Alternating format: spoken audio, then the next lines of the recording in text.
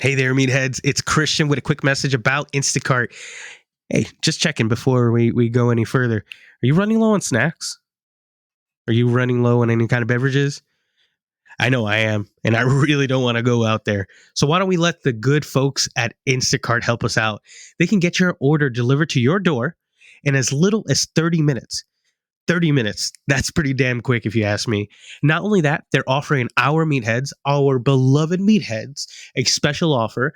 You can get free priority delivering with an order of $10 or more just by clicking a link that is going to be in our episode description and our show notes. Again, you can look in our episode description, our show notes, and anywhere else we're going to be posting this link because we're going to try and get you to post it. This is a great way to support the podcast and help us keep doing what we love doing, and not just being ridiculous. So thank you again, and click that link. Get yourself some snacks. You deserve it.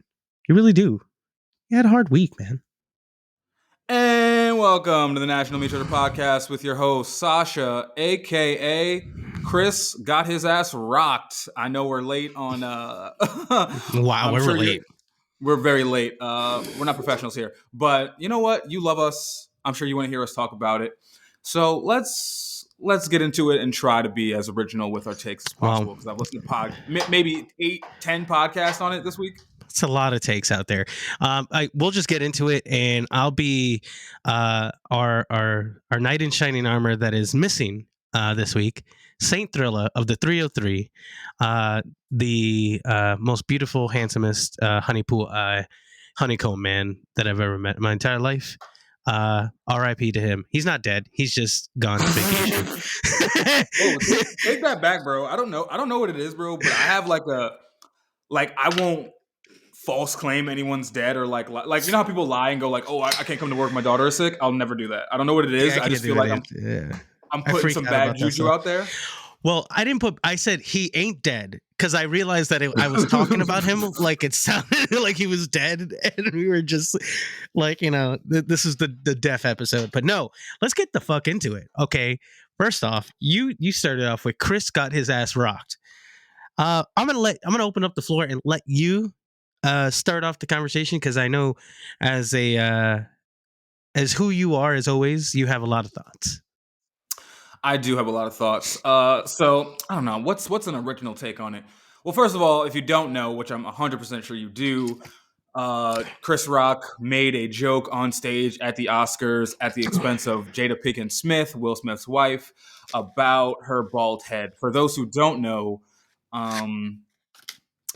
Will Smith's wife, Jada Pinkett Smith, is suffering from alopecia. She's been pretty open about it if you follow her, but I don't think most people do, as they did not know. There is footage of her saying prior to the Oscars that I'm okay with it, I'm dealing with it, this, that, and third. And Chris Rock made a joke saying, can't wait to see G.I. Jane 2, to which Will Smith first laughed, which is a talking point people have used against him, then ran up on the stage, smacked Chris Rock in the face, walked down, and continued to scream, "Keep my wife's name out of your fucking mouth," twice. We all thought it was a joke before the scream, and then it turns out it was not. In the aftermath, there has been said that... You thought it was staged. Let's be real. I thought it was staged. I had to watch a slow-mo from several different angles to see that he even connected. Also, connected. Great that the internet exists, that we even have 4, 7, 12 different angles in slow-mo that this nigga got slapped in. Yeah. Good times. Do you think prior to mobile devices and social media, do you think we would have seen this? Well, it's live, right? It's always live. So it's live and it's broadcast all over the planet. So we definitely would have seen it even without social media. I mean, no, well... I can't even imagine reality without social media at this point. But I mean, I think even in the days of LimeWire, I think there would have been some blurry downloaded VHS qualities of the smack in 12 different angles. Yes. So yeah, and then I guess in the aftermath, it was said that Will Smith was asked to leave and he refused, and then it was said that his team was asked to tell him to leave, and the team didn't even get that information to him. They told him that he was not leaving. they told the Academy or whatever that he was not leaving. Mm-hmm. He then issued an apology, which in the apology letter, which I should have had in front of me, sorry, I'm not prepared, but he said that he issued an apology basically saying that he apologized to the Academy, but, you know, he got out of pocket when you came for his wife. And he did not apologize to Chris Rock in this apology letter. The first one. So, because he did essentially did apologize to Chris Rock personally. did he? I didn't see that. I saw the Yeah, letter. he did.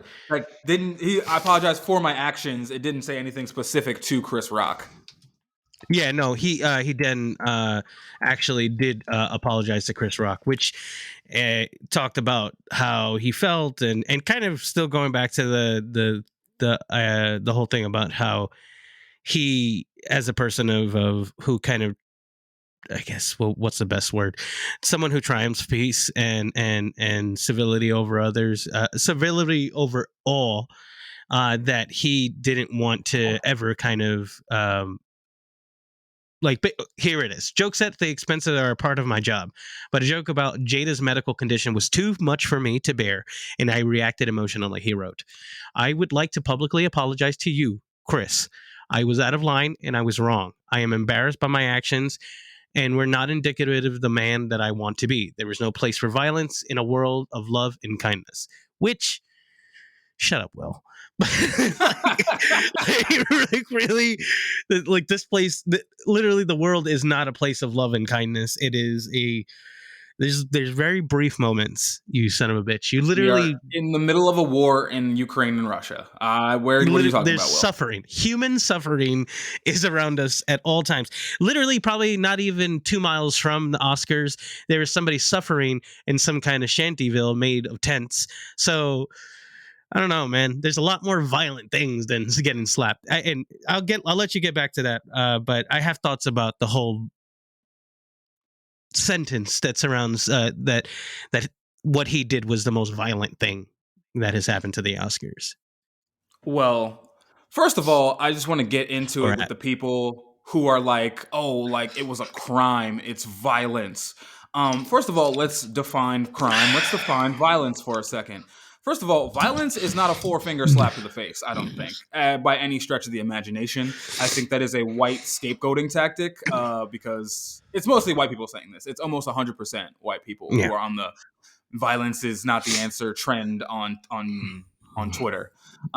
Second of all, the law, a crime, you niggas don't commit crimes because simple assault in California, where this took place, comes with a maximum of $1,000 fine and maybe 6 months in jail if it's not your first offense, which it is for Will Smith. So I think a nigga could throw $1,000 at me 5 million times and not put a dent in his fucking couch, much less his actual bank accounts. So what you niggas is on, and I don't know. It's a crime. It's violence. Which, by the way, who's caring about crime? I'm pretty sure, especially if you're like in an expensive state like California, New York, London. You know, you wish you could do more violence. Motherfuckers are committing weird crimes every day. You know how many niggas I know whose car they've been driving to New York since they were 16 and fucking their car is registered to New Jersey or Connecticut? Oh, yeah. That is insurance fraud, my friend. So, I mean, I don't know. I don't really even want to get into like the slap itself. I just want to get into like, what is a slap, you know? Like can two men, first of all, can we talk about Texas real quick? Because no one's brought up Texas. So I learned many years ago that in Texas, you're allowed to just beat niggas up. Two men can go at it bare knuckle, and that is completely legal. Like, really, Texas would be so great. Which, you know, exactly, 2 grown men getting into it, and nobody, there's no bloodshed.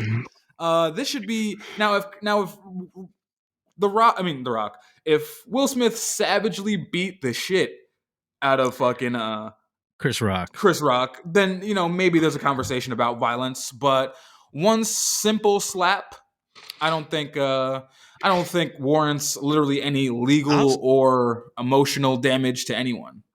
I'm going to say this, and I say this very clearly a lot of times in my life, because this is something that I think everyone who's listening, and if you have somebody who will listen to you, freedom of speech is not freedom of consequence.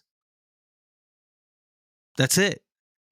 The fact that people are arguing that this happened it's not a one-off. Like there's instances since 2016, 2017, and Chris Rock has always been around the Oscars making fun of Jada for different stances that she's taken on with the Oscars because of their historical I guess the historical context they have with people of color, especially black actors and actresses, and how you have the Oscars supposedly supposed to be a representation of film and its peers and the people that are in it. And you look at it and you look at an Oscars that's completely white, right? And the joke was something along the lines where Jada was abstaining from going to the Oscars because she felt like it wasn't a representation of her peers. She doesn't think those are her peers. So she wanted to get away from it. And of course, there was that hashtag Oscars so white, right? And This his is the joke, 2016 Oscars. yeah. So it's 2016, and Chris Rock had said a joke, and it was kind of like, listen, it's a hard joke, right? And it's not the first time. It was something like you're not coming to the Oscars. I didn't know you were invited. And well, the joke was honestly, I'll give it to the joke was bars. So the debate was, and maybe I'm out of pocket for this, but basically, Jada was protesting the Oscars because like there had been very few to no black nominees, and Chris yeah. Rock, a black fucking man, clowned her on stage at the Oscars, saying, Jada clowning the Oscars is like Jada protesting the Oscars is like me protesting Rihanna's panties. Neither of us were invited. Which bars. I can't lie on that. Like Listen, bars. You were definitely not invited to Rihanna's panties. but maybe that sting stays around, and then maybe the next time, after probably a year and a half of people like, I mean, literally, this podcast had become a shit on Will podcast just because of the actions that have come out in the last year of revelations of her being with somebody else and the way they treat each other. And there's always been kind of a spotlight under Will and Jada's relationship in some weird ways because they're not conventional, and who knows what happens behind closed doors. So that's their business. So I get it. I really do get it. Like if somebody like made fun of my wife after she had like literally went on air saying how much she kind of like struggles with it and it kind of messes with her head, even if she's accepted it, it might have been just too fresh. And you couple that with a bad joke from a few years ago, and people don't forget.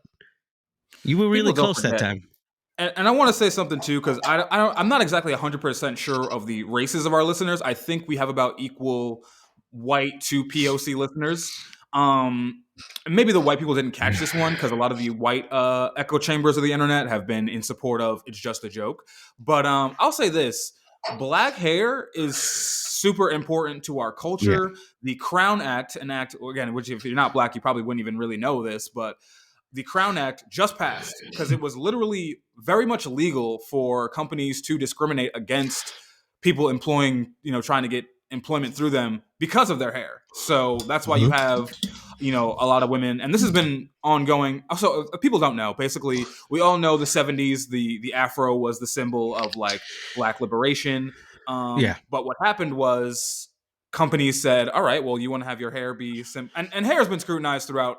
Black hair has been scrutinized throughout all of Black history. Like there was laws against women braiding their hair, like in the I think like 1800s, because white women thought that the braid styles that these black women were wearing were attracting their men. Even braids were like fucking illegal for a long time. Mm-hmm. So, and then and this is important because Chris Rock actually has a documentary he made in, I want to say 2013 or something, called Good Hair, where basically Chris Rock had kind of seen the relationship his daughters were going to grow up having with the texture of their hair and thought they might, go the route of relaxing their 2009. hair. 2009. Yeah. So, 11 years ago, maybe he fucking forgot his own fucking documentary. But yeah, like I actually didn't see that documentary until 2020, which is like when I made the decision to, or 2019 maybe, which is when I made the decision to like take seriously growing out my hair. Because I'd already been growing it, but at the time I was like, you know what, should I cut it or should I keep it? And then that's when how we end up with these luscious locks of today. So, Black hair is nothing. Black women are nothing to play with. Period. But black women are nothing to play with. Another nigga's marriage is nothing. Wife is nothing to play with, and black hair is nothing to play with. So if you get slapped, you get fucking slapped, bro. It's not the end of the fucking world. It really isn't. And you know what? And there's been a like I'm not surprised, and I don't think anyone else is surprised in the world that especially white comedians like came to this cause like nobody else has. Like literally there's nothing else that has moved the comedy world as hard as seeing Chris Rock get his shit like, you know, the rings knocked out of him. Can we get to that tweet? We talked about that, right? Okay. I'll say this. The only thing I'll say about the slap is peep the discipline. Like he tucked his jaw and protected it, waiting to receive a punch of his own. And Chris Rock didn't. You know, that could have been the moment. I don't know. That's just me. Could you imagine Chris Rock having fucking hands? Ooh, that would have been so good, though. That would have been great for television. Chris Rock savagely beat the shit out of Will Smith. And like literally, like just choking him until like someone else like what's the narrative look like at that point? Like what he beat him so badly, that so soundly and so badly that he needed medical attention. Does anyone feel the I guess the conversation even going further past like, oh shit, that happened. Like I think everybody would have stopped at that point. Like there would be nothing else to talk about. I don't know. I do not know what would have happened if Chris Rock suddenly had hands. I think nobody would have stopped it because I would have thought that like because there's no way this wouldn't like people would have like, you know, how everyone thought it was a joke at first. Yeah, because everyone Chris Rock started savagely beating the shit out of Will Smith, I think they would have thought it was way more of a joke because who would expect that out of Chris Rock? He's never been in an action movie. He's never thrown a paw in his life. He's been fucking famous since he was like 18. Yeah, I would have loved to see it. I remember one of his first like movies that I remember him. I think it's I'm Gonna Get You Sucker, and he's like asking for like how much for one rib? The guy gives him like he's like, oh, the ribs are like I think it's Isaac Hayes goes it's $4 for ribs and a soda, and he's like, how much for one? That's literally and I think that's the earliest memory I have of Chris Rock. So yeah, he's been around for a long time, and then he even got beat up in those movies. So literally there's a whole show about how everybody hates Chris. So I don't know, expected behavior for the only person that I did see out of character because I never thought it was Will. I didn't think he would ever like just pop up like and just wow. Like I like no out of everyone in the world, and then he gets the Oscar for Best Actor, which is like God's like perfect like joke, right? Like I mean, he's literally waited for that accolade all his life. The same night that somebody tries to pass a stupid joke, and here's the thing about the joke, right? We can all say it's just a joke, but was it a good joke? Okay, so here's my thing. Not only was it not a good joke, but right? Can we stop using the whole... Can we just... I didn't see this take anywhere, and I'm just not really sure why, but you have to understand the anatomy of what makes a joke, and it's crazy that none of these comedians said this. A joke is... If I say something about you, and we both laugh in unison, that is a joke. If I say something about you, and you... don't take it well, that is then an insult that I happen to find funny. That's not a joke anymore. Yeah. So let's get into that anatomy. It's just a joke thing, and especially for us, we're New Yorkers. We don't. There's never a time in my life where it was just a joke. Especially as blacks and Hispanics, like the fact that we are black and brown was a fucking joke. That was the butt of every joke growing up. Isn't that shit wasn't funny? Isn't that the nature of being someone who's funny, right? Like you have to be some kind of physically, like something has to happen to you physically for you to be funny, right? Like even someone like yourself who is much more like, you know, bigger and like at one point somebody bullied you, somebody like exerted their power over you. So the only way you could have used your own power is by making a joke. Now, the thing is, though, the jokes don't really save you all that much. Like you might get everyone to laugh and maybe some people to be your friend after that, but like you're still gonna get your ass kicked. Like you're not gonna. I don't know a lot of funny like guys at the top that are also really tough. Like they're hard as nails dudes. Like I don't know. I think you have to kind of be the One one who thing gets for me punched a lot. too. One thing for me too about comedy, and I told this story on a previous podcast, but I'll just go over it one more time. In high school, I told a joke about a kid having a small penis, and he proceeded to attack me. Now, here's the thing: he attacked me, but like, wouldn't that be kind of part of the funny for like? Because the thing is, when he Yeah, attacked me yeah. about having a small penis, I'm ducking these punches and I'm laughing my ass off because you really got a small penis. Like that was for me a part of the funny. So from an outside perspective, I feel like this provides like, maybe the joke is an insult, but then it provides physical comedy. So wouldn't Yeah. this slap just be part of physical comedy? Like, and I don't know. also another thing too is that like, why are comedians like? Okay, so there was a tweet that said, I think as a people, we've evolved past the need for stand-up comedians because everyone's funny on Twitter, and all these I guys do love now is stand. say offensive shit, and then their community gets behind them for their quote unquote right to say offensive shit. But for me, I feel like and this is as a person who has loved stand-up comedy, considered being a stand-up comedian, it still thinks about it. I just went to a couple comedy shows pretty recently.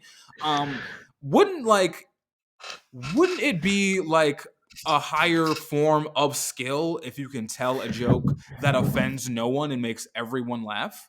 Like, wouldn't that like if you if you offend people, and I get people are offended by like damn near everything these days, but like if you can make 99% of a room, if you're in a room, a mixed race room, and mixed race, mixed walks of life, ages, genders, whatever, and you make 99% of that room laugh. Of course, again, everyone's going to be offended by somebody, but if we're in an equal room, you are a funny fucking man if you made 99% laugh. If See, 70% laughed and 30% of that room said, that wasn't cool, are you really that fucking funny? well, see, that's the art of comedy, right? So, like, you'll have comedians who understand that they have to write these jokes out and they have to kind of test them out on people, and like, I think there's a lot of like comedians who are at the top who talk about it right now, like Bert Kreischer. He has teenagers, right? So they're about as plugged in as to what is. See, like the fine line of a good joke for me personally is a joke that isn't at the expense of anyone else. You know what I'm saying? It's not in spite of someone's like existence. Like that's what formulates great jokes, right? Like you might have somebody go, "Ugh, gross." Those are fine reactions. But when you have somebody who like minimizes your existence or tries to tell you that your existence is frivolous, that's when the line crosses, right? For anyone, right? Like nobody wants to be made felt like they shouldn't be in that room anymore. That's the basis of the joke. Now, and you have so many comedians who understand that they have to test these jokes out sometimes and hear them fall and go flat. Like Bert Kreischer is one of those. Like he has teenage daughters who he says certain things and then they go, and he goes, okay, that's my litmus test for a joke that I should continue writing on. Or maybe that was kind of garbage and I'll never repeat it to another human being. And and there's instances, I guess, even as a comedian, you go like, no, I know that's funny and I'm gonna keep pushing that. But it was a stupid joke. That was the problem with it. Like I thought it was a dumb joke. Like, first off, how many people in that room actually understood that joke right away? Oh yeah, a G.I. Jane, a 20-year-old movie. A 20-year-old movie. Demi Moore's not even there. Like that's like she's not even there to like go, ha ha. That was the joke. No. And that was it was just dumb. Like it was just a stupid joke. And people reacting to him laughing at first don't understand how those kind of situations can happen. And your only trauma response as a human being is laughing. Exactly. I mean, I'm gonna, you know what? I'll even give it to him and say that he thought personally the joke was funny. I'll even say that. But like, You can Or think some maybe shit he is funny, giggled look at your out wife of and go, you know nervousness. what? I'm not going to Anxious. stand for this disrespect. No, maybe he felt anxious when he heard that joke. He goes, haha, because he knows he's supposed to take it in some ways, right? Because they're just words. Like, but then he sees his wife who like just did not find it funny. And that's enough. Bro, that's enough. And that should be enough, like for most people. And I think he as a man, as a black man, can understand that sometimes it's just like there's definitely things you don't need to cross, and black hair is just not one of them. And it was a stupid joke. Again, a joke that no one, even more than 75% of the room, didn't remember. Or like G.I. Jane, that's a fucking obscure movie in the first place. Like, And I don't think she's even bald in the whole movie. no, she's not. She's actually like a quarter of it with hair, and she's stripping and she's doing everything she can, and then she shaves her hair. It's a part of the whole, character progression. Not a great movie either. All right, like Jada wouldn't be. Jada doesn't act. Okay, she's kind of terrible. Like, Okay, we don't I'm need not her. going to put that on. She was only terrible and I wouldn't even That say Matrix terrible, but movie. in the Matrix movie, but like the whole movie was kind of terrible. Like Yeah, that it thing wasn't was meant to be a good terrible. movie. You keep saying that, but I don't know if they completely meant it not to be a serious movie, because It was definitely not meant to be a serious movie for sure. oof. But Then why did they I'll do just say Matrix 1 this. through 3? I'll just say this. Like I just want the era of it's just a joke to be over. Because again, as a black person, as a fat kid growing up, like just Yeah, because you hurt hurting my feelings isn't funny to me. And if I take actions into my own hands, which again, by the way, let's get into these assault charges, what they could possibly be.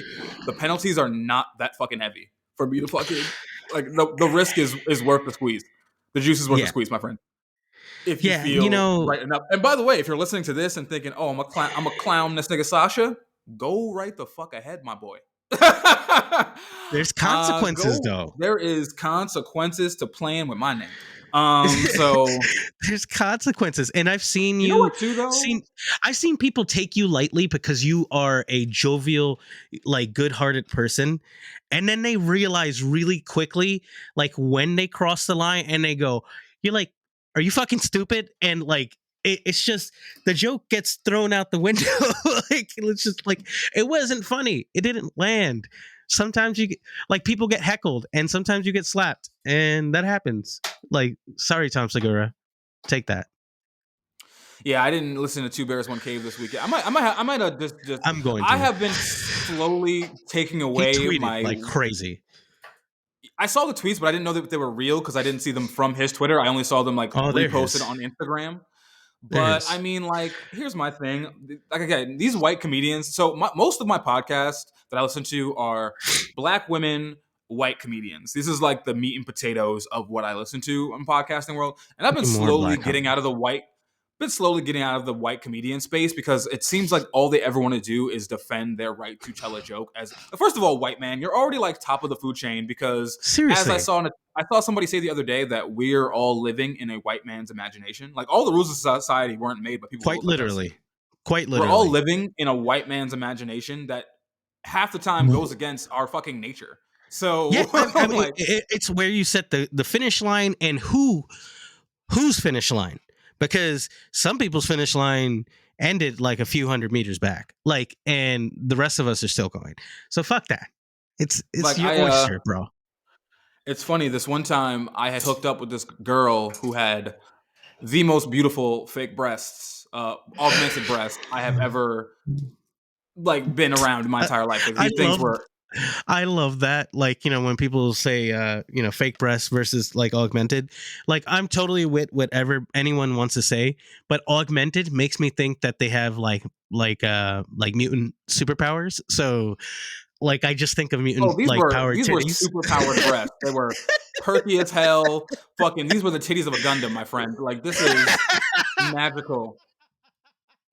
Can you imagine building your model at home, your G3 10,000, and you just got to put the breast in the right spot? Dude, like now I'm imagining like fucking Spike, or not Spike. What's his name? Spike. Spike from fucking Toy Story, like taking a model Gundam and then cutting the Yeah, tits off a Barbie and gluing them yeah, on. yeah, But yeah. like these breasts were so Sid, great. Sid. That's what it was. Sid. Sid. And these breasts were so great. And this woman had told me that her breasts actually ended her previous relationship. The guy she was with was very conservative. He didn't want her doing that to herself. And he even like was with her for like months after the procedure and like just couldn't take the quote unquote stares, which I mean, I've hung out with this girl. There were not a lot of stares at her. Like, you know what I mean? Like, it wasn't like niggas was like Were they gigantic? drilling in. They weren't even gigantic. They were like pretty proportionately, they were proportionately moderate. They were just perky as absolute hell. And I guess he couldn't like take it. And it just sucks that like this guy He really just like appreciates ruined. the sag. Yeah, it wasn't even like he appreciated the sag. He just ruined a good thing with a good woman because in his head, living in this white man's imagination, because this girl wasn't white, he wasn't white, that he was just so repressed because of imaginary shit that he like fucked up his own relationship. And it's just like man, like why would you? I don't even know where this original thing was, but like again, like we're all living in a white man's imagination and we're all navigating through it in our own way. So Mhm. with that being said, like when we're navigating through a white man's imagination, in a white man's imagination, all of us being different colors and credos and genders and whatever and sexualities Mhm. is funny to everyone. Dude, I Yeah, remember, like I said, we can get into it. Like back in the day, we've being talked about it. trans was hysterical. It was a hysterical Hysterical. It was a conundrum. punchline. It was a punchline. Like And because I mean, and this is through like my lens as well, because I think everything's a fucking joke. But like in the way, like you can look at like the humor in things, but you don't. Again, it doesn't have to be at the expense of someone else, and that's what being trans was. That's what was being black was. That what was being having any experience that wasn't white straight male was hysterical. Like I mean literally, like they just made you feel like shit, and we still feel like shit, where we got to dance around the lines that have been drawn by the same fucking boys club for the last 250 years. Like it's just come on, man, give it up. yeah, it makes no sense. So I hope all of our listeners, take that phrase in. Like when you really think about something you think in your life, just think, I'm living in a white man's imagination. Christian rule, fucking, all this Mhm. bullshit, all your sexual repression, you're all living in a white man's imagination. I remember seeing a video maybe like 2 years ago where it was this black woman with like a shaved pink hair and stretched ears. And I remember she had this whole thing where she was kind of going through this journey of finding a job in her field, and a lot of places were telling her she didn't look quote unquote professional. But it's like, well, your Yeah, professionalism is based on what a white man would wear in the exactly. 1920s. So I'm not a white man, and I'm not going to like conform to those standards for your comfort when I have the qualifications and I have the certifications and I have the degrees that tell me otherwise. And eventually she found her place in the world, but like, why was it that difficult? And why did these companies miss out on what could have been a good opportunity to have this person on deck because of what, pink fucking hair, like, and an office Yeah, building. And this is like before the whole work from home thing. So it's not even yeah. like because that's the thing about work from home that is so strange to me. It's like people are so like happy about the work from home thing because they can dress however they want, they can present however they want, and all they Mhm. really have to do is look. They can even fucking Do smell the if they work. want to, because They all have they're to do doing the is work. all they have to do is the work. But like at the same time, like even before work from home, 90% of people were working in fucking office buildings with other people who also do the same fucking job. So like, Hmm. if you're not leaving your cubicle, like why do you have to dress a certain way? Why do you have to tuck your pants in, wear a tie, have a haircut? What does it make sense? Yep. You're seeing the same 12 people every fucking day. So I've why is had this just now jobs. something where it's like, oh, I have to be, dude, I've had jobs in warehouses where they had dress codes. I was in a warehouse Exactly. on night shift. Why the fuck do I have to wear Shave. khakis? Why do I have to shave? Why is that? Like even facial hair was scrutinized to the point. Well, like up until like maybe 5 years ago, like maybe right after my son was born, like I was at a job telling me like I had to like be completely clean shaven all the time. Nobody wants to see this. Like all like shaven all the time, like that's not what you want. And now like to the difference where like now I literally do wear whatever I want. I mean, I kind of always wore what I want after once I got into this current job, because like everyone wears hoodies, like no one's really all that like crazy about stuff. But now it's like we're about to go into summer. Your boy's gonna be in gym shorts 24/7. 24, and I got an exercise bike. Woo! You're You gonna don't know get what's gonna to it, my happen. friend. You don't know I what's tell you gonna what, happen though, down here. A I just dungeon. can't like, just like thinking in hindsight, like all the times people told me like, "Oh, you're never gonna get a job because you have tattoos or whatever," and it's like, how does that affect? And it's like, I would even as a kid, I would think like, why? I'd be 14 thinking about like a tattooed person and people being like, "Oh, they probably like don't have a job." And then when I got older and found out how expensive tattoos were, I was like, okay, like Somebody lied to clearly me. there's somebody's lying, and because all these people aren't tattoo artists or drug dealers. So what are you guys doing for work? You know I what's funny? I mean, feel like the first like in your face job that like was really very in the public and very I don't know if you like remember this movement, but it was baristas. I think it was like Starbucks specifically I in like was a barista. California. I was a Starbucks in barista. California, they were like they just didn't give a fuck. Like they were like, I don't care if you have a face tattoo, pink hair, and there were It so was many like Seattle, the West Coast way. Like they started making all that shit like a little better for everyone, and it was just part of the movement. Like you literally could wear and look and act a little more relaxed. So yeah, and then that became artisanal. You know, that's where it started to break in. Like once you saw the guy, like all of a sudden the guy with hand tattoos is also the guy who makes you the finest sourdough bread in the entire area. So it could be a prisoner, but it could be a 3-star Michelin chef. That chefs did it. If we're being real, chefs made it where all of us could get tattoos, right? Am I wrong? yeah, Because I think there's yeah, I an Iron believe so. Chef with Chef, a throat tattoo. I think Chef was up there, but I think because Chef is like a like you have to go through things. There's like a rigorous, training to be a chef. So if you have, because cooking is not something that comes, even if you go to school for it, like culinary arts is not something that comes easy to everyone. Especially if you go to No, culinary school that shows you how to make French cuisine, and then you go to a restaurant that wants you to make barbecue.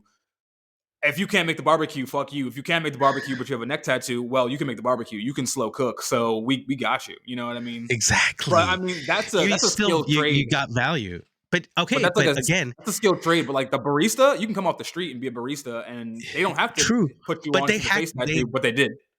the better ones had skill. And it's the same thing. It's that whole like I don't know, man. I like it. I like it where it's going. At this point, I if we you know what get I want to know though? what I want to know what is, and I will never get the numbers on this, but I always, because the thing is, the first people to complain about, because again, we're living in a white man's imagination. So the first people to complain about anyone, living outside the norm, quote unquote, because there is no normal, is usually Karens and like older white gentlemen. And we're never going to see the numbers on this, they're but I called always Kevin's. wonder, Karens and Kevins. But I always want to know if the number of people who make these complaints, like what is the divide between people who are actually offended by other people's looks versus people who are offended because they want to look like that but live their life never moving outside their box. The same thing with like gay people, right? Like there's these guys who are literally fucking gay who hate the gay community because they have repressed their gayness their whole life. They said they So went to the camps and did the electroshock, and they're like, I'm straight now. Like, you know what I mean? so And being I gay guess is wrong. that's a thing where you're kind of feeding into the imagination and how who's drawing the lines, right?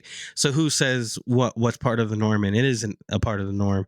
And I get into the mindset is like when you say that person that wants to be able to do that but is repressing some side of them, so they are now going after people who are actively going after their true selves, right?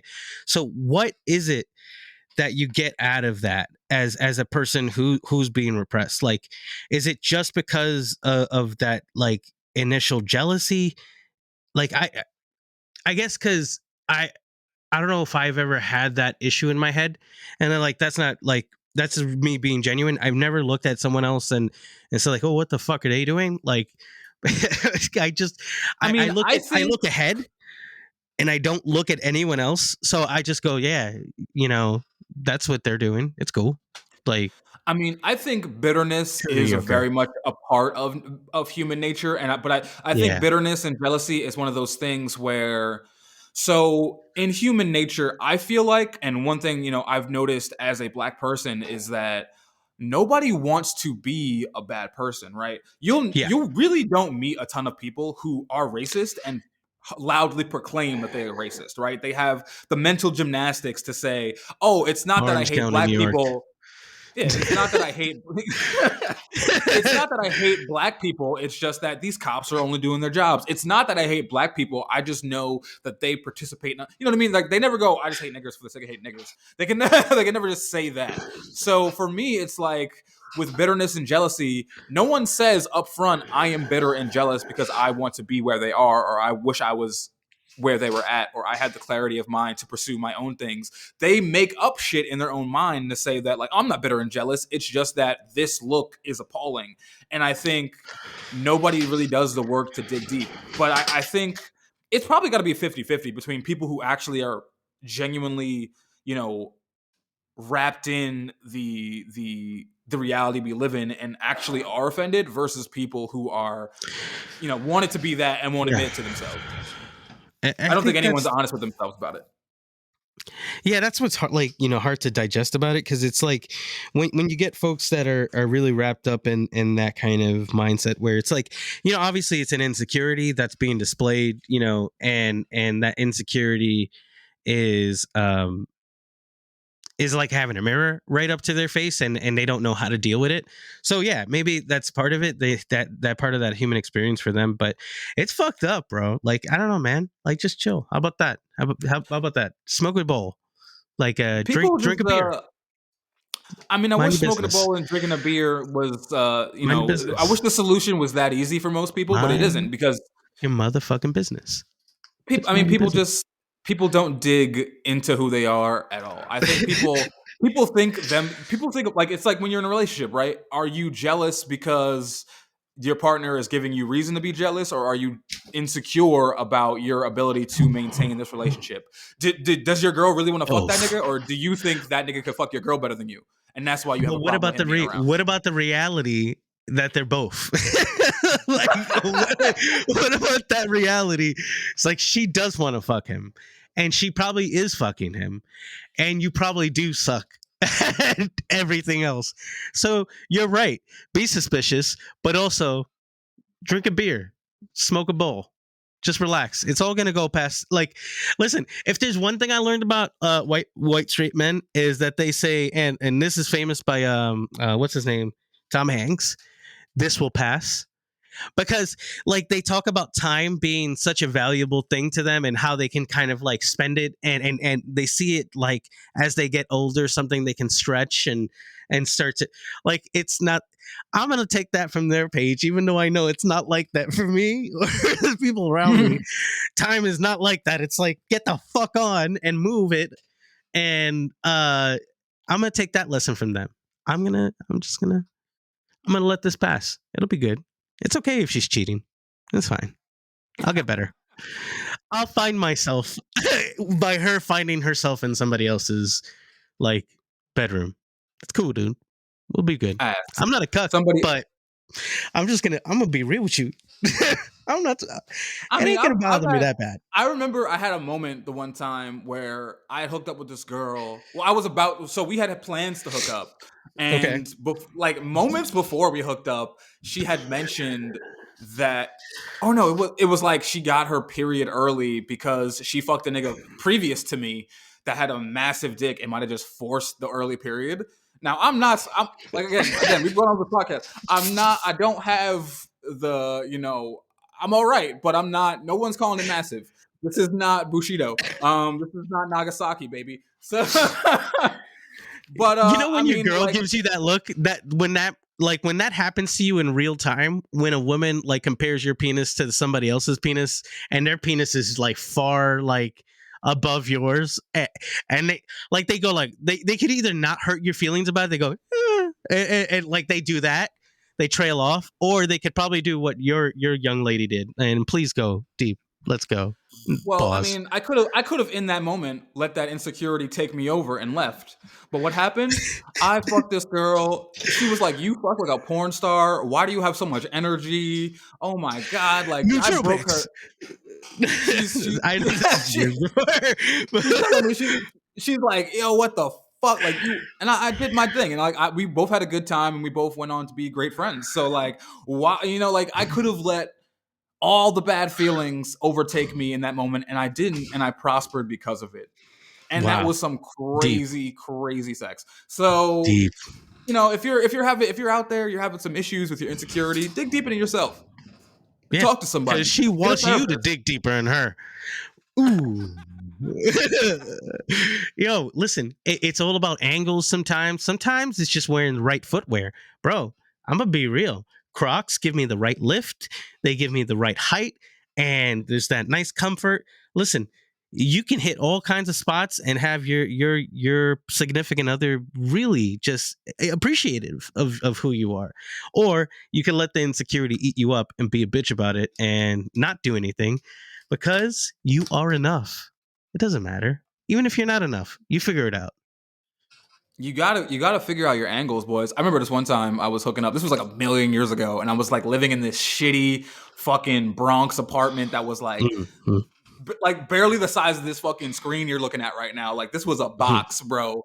Yeah. And this girl came over, and I was like, "Wow, that anyone would come to this fucking shanty home I was living in?"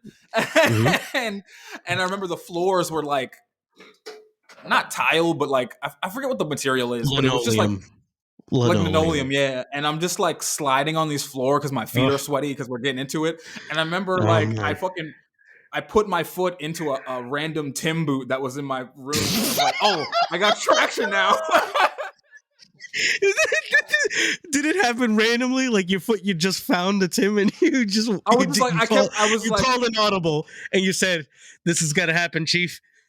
like my feet Take are it on the floor home." and she's on the bed, and I'm just like sliding. I'm not really getting in there, and I seen the boot, and I just put one foot in the boot. I put one foot on the bed, and I was like, "Okay, we found our stride. We're swimming. We're swimming. Deep breaths, deep stroke, literally and figuratively." All right.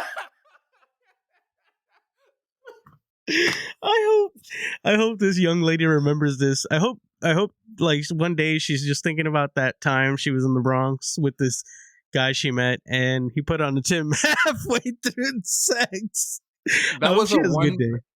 That was a one and done deal. I never saw that girl again. Because her friend, I don't know. That was a funny story. I guess her Can you friend. shout it out?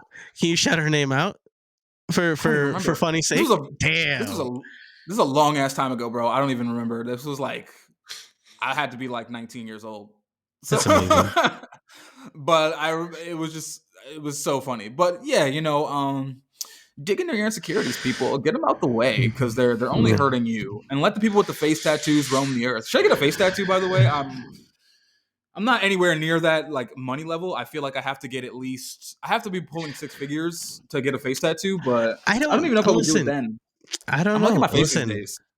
do you have a head tattoo in general? I do not. Well, so the thing on the back of my neck comes to like the middle of my head, but you only really see Okay. it when I cut my hair. But it's like Okay. Okay. Gotcha. No, go for it. I don't know. I don't know where you face tattoos aren't my thing. Like it's just this not my like something I'm gonna do. Like I enjoy people who have face tattoos because they're my friends. But like, it's not my thing. I'm not gonna go get one. Like I think the tattoos I have are stupid. So I think that's what prevents me from getting any more tattoos. Is that I have a stupid mind and I get stupid tattoos, so it's my fault. So I don't deserve these kind you of stupid see. things on me. Here's the thing, my friend. Here's where you're missing out. When you have What? stupid tattoos, that's when you get more tattoos. So now you're just a tattooed person. Somebody told me this when I was like fucking 19. And because I remember getting like a couple of dumb tattoos and I was like, I want to get these covered. And my boy was like, nah, don't get them covered. Just get more to distract from them because you want more anyway. So you might You got don't like worry marshmallows about. on you. I got a marshmallow tattooed on me. I got a stick figure. Some girl made me do a Street tattoo tour justice. recently. The Street street justice justice, is my The Street Justice is a It's good my tattoo. favorite. It has this is like literally my most meaningful tattoo, which actually brings me Aw, back to the slapping people thing. You got to take your revenge on the streets, because the cops aren't here for us. And I knew that as a very they young are kid. not. They are not. But yeah, I took that advice and I got more tattoos. And now no one ever says I have stupid tattoos unless I point out the stupid ones. But to the listeners, if you want to slide over to the YouTube if you're not already there, I'll give you a little biscuit. So right over here on the bicep, let me get that in the camera. I Uh-oh. have Uh-oh. a I have a dead deer tattooed on my bicep. Can you guys guess why? Bambi? Because And my your mom? guns killed it. Ah, there you go. That was I thought it was way deeper than that. That was good. It was No, good. I literally came up with that idea when I was like 20 and got it the next day and didn't even finish it because I think I was just poor. So it's been an outline of a dead deer for fucking 12 years. It's been sitting there now. But I again, like nobody it. knows that. I'm just a tatted guy now. Just tatted the fuck up. Listen, this is a really long ass week. I'm gonna touch on it because I know you don't give a shit, but WrestleMania Saturday happened yesterday. And you know what that brought back, Justin? Sasha, Stone the cold. great, the GOAT, Stone Cold motherfucking Steve Austin came back, and it was good. I watched the damn show. My son was like super fucking into it, which was fucking cool. Like it becomes like a different thing. Like when they get it, like they've been watching it so much, now they're like super into it. They're like, yeah, dad. And he's like trying to give me a stunner, and like we're just like having the best time. But it was a fucking awesome moment. Literally just seeing I had 78,000 people coming literally unglued when they hear that glass drop. Dun, dun, dun, dun. Like that was it. That was such a good fucking time. Did you get to watch it at all, or did you get to watch videos or any clips out there? I did not. And I also wasn't aware Stone Cold stopped wrestling. When did that happen? 19 years ago. 19 years ago, Wow. I right in have been Texan. out of the loop. Yeah. He How is he stopped still quite a rich? I long still time. see him.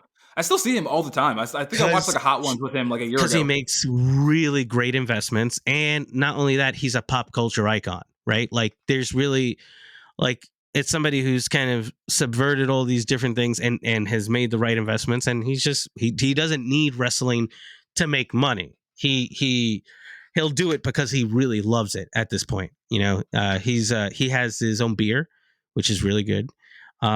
He's got a giant ranch, so I'm sure he's got other ranch shit that like people do. And then he's done like a few TV shows and movies. So homie doesn't need much beyond his means. And that is the life we are trying to achieve here at the National Meat Yeah, Treasure. A life where we can just pop in and out and do whatever the fuck we want. Stone Cold, come on the literally. show, interview with us. Could you imagine if Stone Cold Ah, heard this? I'm gonna I don't tag him know.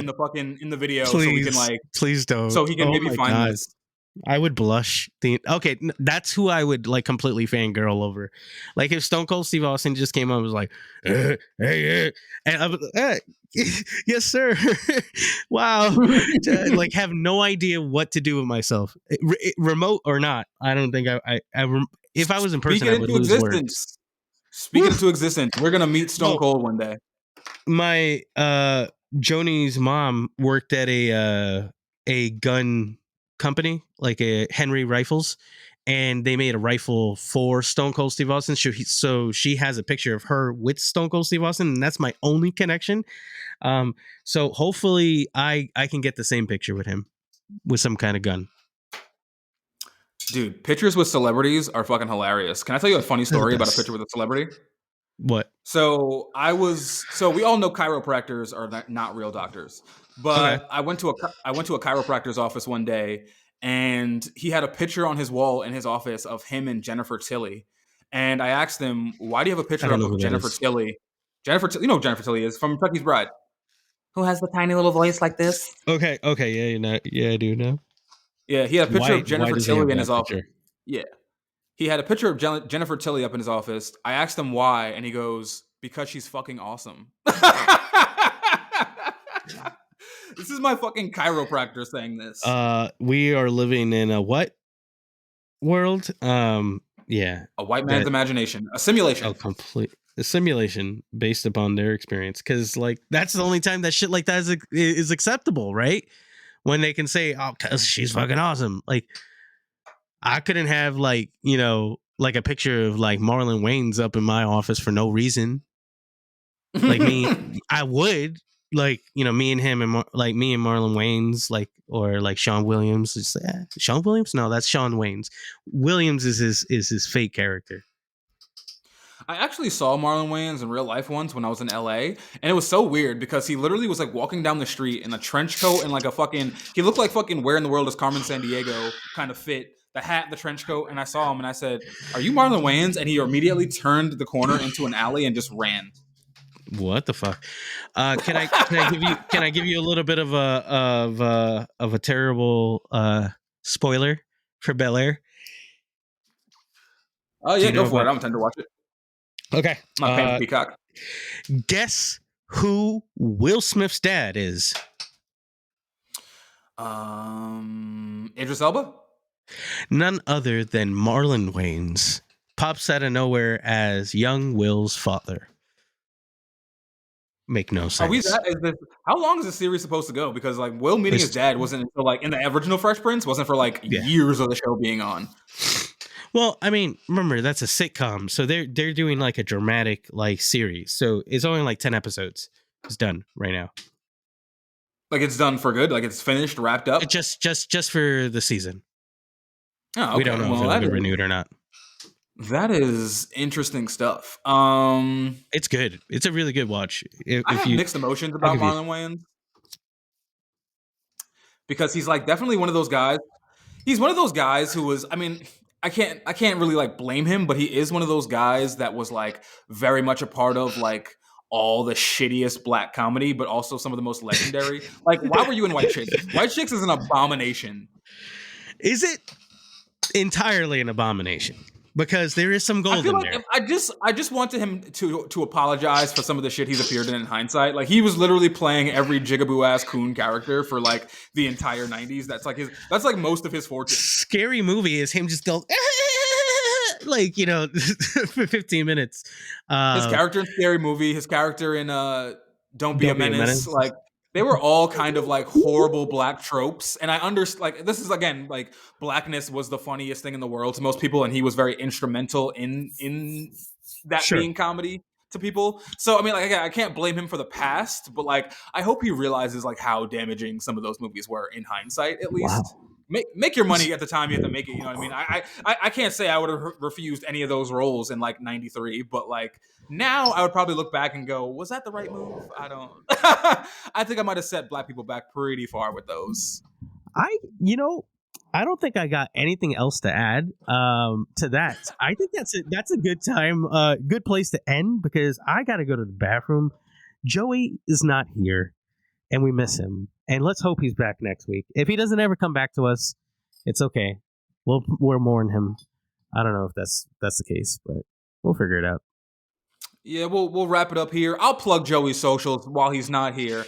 If you are a new listener and want to know who the fuck Joey is, he is our producer. He does produce this podcast. He's also the manager / producer of the rapper in the intro of this podcast, 303 BAM. So go follow at 303 BAM. Follow him at Saint Thrillah, at Youngmoth 3 on Instagram, and also Saint Thrillah on TikTok, where he is currently growing quite a bit. He's got a lot of producer-based content. If you make music or just enjoy music, please follow that man. Follow me on TikTok at thin.cruel.lips and Instagram at thin.cruel.lips, and follow the National Meat Treasure on TikTok and Instagram. Please follow, share, like, subscribe, do the whole business. Remember, we drop episodes every Tuesdays and Thursdays. This is just one off where we're going to be dropping this one on Thursday, so we'll talk about it and why you'll be missing us. But in any case, this has been the National Meat Treasure, the National Meat Treasure podcast. Thank you again. And